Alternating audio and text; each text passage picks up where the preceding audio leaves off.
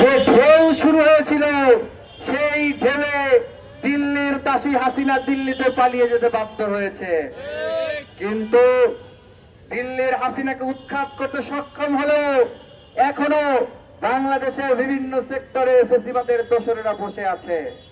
আপনারা জানেন যে সকল পুলিশ অফিসাররা, পুলিশ কর্মকর্তারা ছাত্র জনতার উপরে গুলি চালিয়েছিল, তাদের বিরুদ্ধে ব্যবস্থা গ্রহণ না করে এক থানা থেকে আরেক থানায় বদলি করার মাধ্যমে তাদেরকে পুরস্কৃত করা হচ্ছে।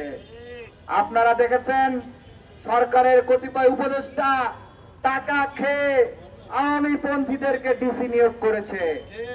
আপনারা দেখেছেন মিডিয়া সহ বিভিন্ন সেক্টরে এখনো ফেসিবাদের দোসরদেরকে বিভিন্নভাবে পুনর্বাসন চালানো হচ্ছে। সংগ্রামী সহযোদ্ধা বন্ধুগণ, আজকের এই মহেন্দ্রক্ষণে একটা কথা স্পষ্ট ভাষায় বলতে চাই, মুক্তিযুদ্ধ সবাই মিলে করেছিল, সকল দল মিলে, আর সেইটাকে কুক্ষিগত করেছিল আওয়ামী লীগ।